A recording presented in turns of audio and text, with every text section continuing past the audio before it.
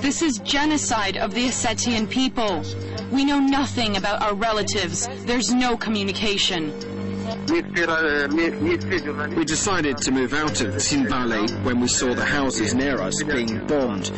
We took a car and along the road out of the city we experienced continuous shelling. The city itself is ruined. There's no food or water. There are so many dead bodies lying in the streets. It reminds one of World War II.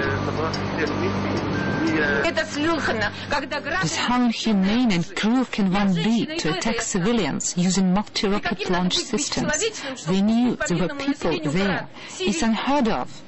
Even I know that it's prohibited. Men here were defending their homeland and their people at the cost of their lives.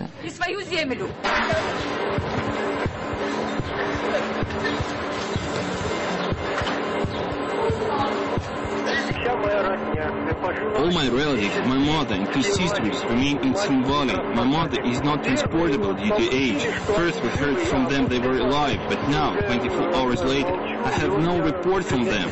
I'm so worried. There is no water, nothing. How long can one last in the basement?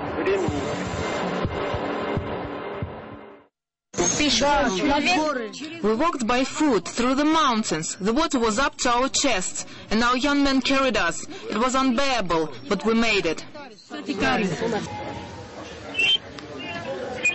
The planes are bombing us. I'm sitting here in the basement. Fire is raging above us. Let somebody come and help us. Where are the peacekeepers? I'm sitting here together with other people. My son has been killed. Why nobody comes to save us? We've got people sitting here. My hand hurts a lot after I was shot, but I can't go to hospital because people are shooting outside. There were soldiers and tanks on the streets shooting all night long. I've been hiding 40 people in my bunker. I fought against the Nazis. I was not afraid then, but now I'm very afraid. I have never seen anything like that. We were not prepared. We were in the children's camp when the shooting started. 65 children were among us. We left everything there and rushed away from the camp. Cars couldn't pick everybody up, that's why we had to run. While we were running, Georgian planes opened fire on us. Thankfully, we survived. 33 children were taken by their parents. Others are staying with us.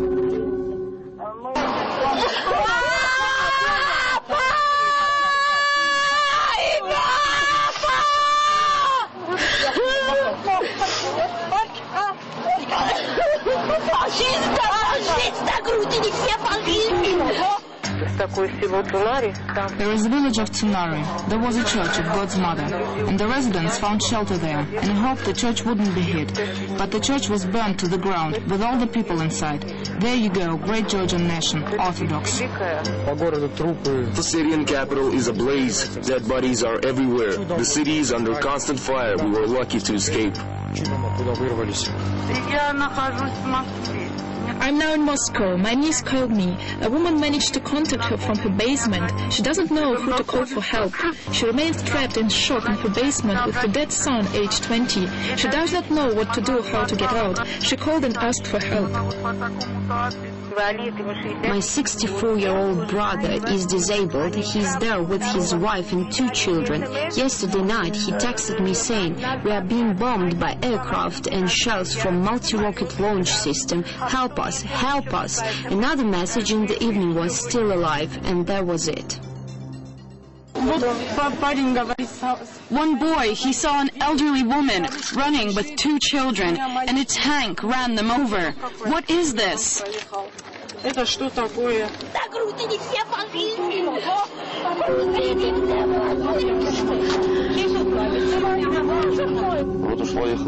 The contingent was on the move. I was in one of the front cars immediately after the armored personnel vehicle.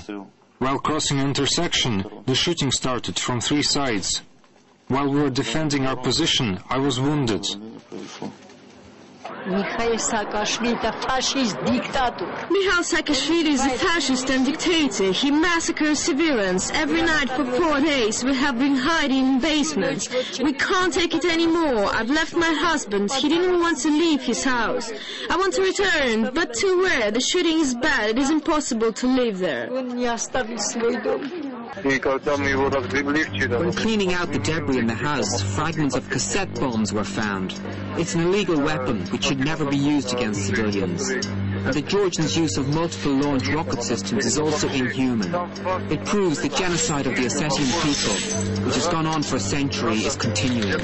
It's beyond understanding how Saakashvili could have shot peacekeepers. Yesterday, a Georgian task force entered the city and burned one family alive in their house. A column of fleeing refugees was also attacked by Georgians. Evacuation is full of danger. You've got a 30% chance of surviving. How can one do this to people? Every mother should remember her own children, her love for them. And our children, 18-year-old boys, are forced to stand there with weapons in their hands. Why? What have we done to deserve this? How we're supposed to cope with this catastrophe? Who should we appeal to? Here's an unexploded bomb made in Georgia. They're bombing civilians. 2 women, a mother and daughter, were trying to escape and hide somewhere. They had no basement to hide in, so they were trying to find shelter. But they were killed right away. It's obvious the multi-rocket launch system was used. The heads and legs were torn from the bodies.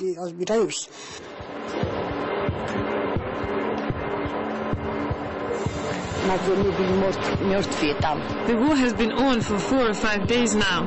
We are already tired.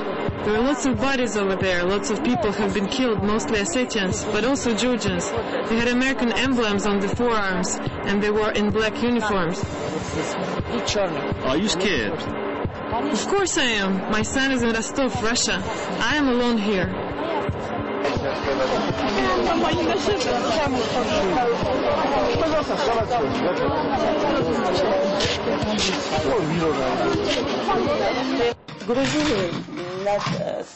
We felt very scared when Georgians opened fire during the night. We went to the cellar and switched off the light. Then we were evacuated, but our relatives are still in Tskhinvali, and I'm afraid to hear any information about them because I'm so worried. Ossetians are very peaceful and we can't live with war. I hope Georgians will come to their senses. My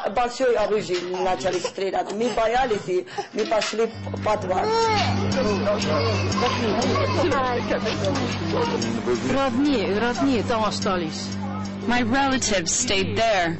No one knows if they're dead or alive. I can't even explain what's going on there.